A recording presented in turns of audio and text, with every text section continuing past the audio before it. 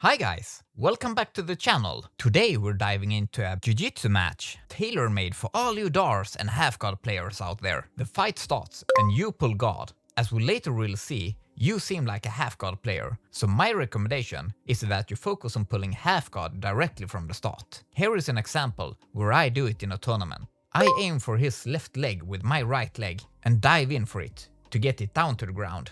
Your other option is to place a foot on their hip to keep your limbs engaged with the opponent. You leaving space for that underhook is almost an invitation for danger, since it gives your opponent control, but you quickly close it again. Good job! Though, don't get your head collapsed, since it puts you in danger for potential chokes, as we will see your opponent aiming for during this match. He is looking for the Darce choke, so you are doing the right thing by keeping your elbow down and pulling your head back. And trust me, I love Darce chokes. I know exactly what defense you're supposed to do, and this is right on track. Here you have a single leg option by deep hooking your upper arm and come up to your knees, and either stand up or keep on your knees and try to force him down to the ground. Do not make the mistake of underhooking your opponent, since that's 100% Darce choke. The two most important things in half guard is to control the opponent's far bicep, as well as controlling their knee. You need to keep that below your thighs, so you can put their knee to the mat at all times. As soon as their knee passes your thigh line, they can pass you at any time they want. So that's what you want to fight for as hard as possible. You managed to get his knee under control again. The lockdown is a great option, since it restricts the movements of the opponent's leg. There's also a couple of cool submissions that I love from there. I made 3 short videos on this subject. I leave a link to those in the descriptions below. During this scramble, you have 2 options. You can either try to get up to your knees, or if the opponent is very strong, you can try to time for an arm drag and make it so you end up on their back.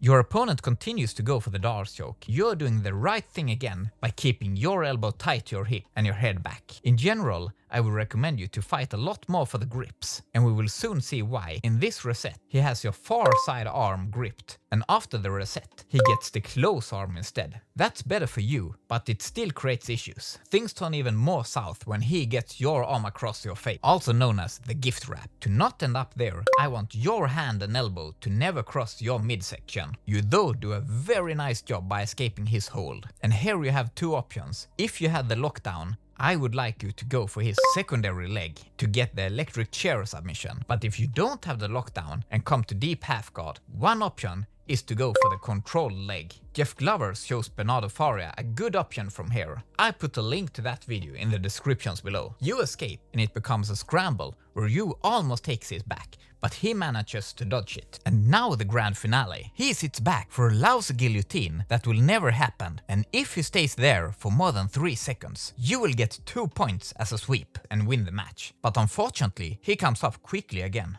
The match ends and your opponent wins the match with 1 advantage point. You did fight through the whole match though. Well done. If you like content like this, please give me an us in the comments. And don't forget to like and subscribe so you don't miss out the next breakdowns.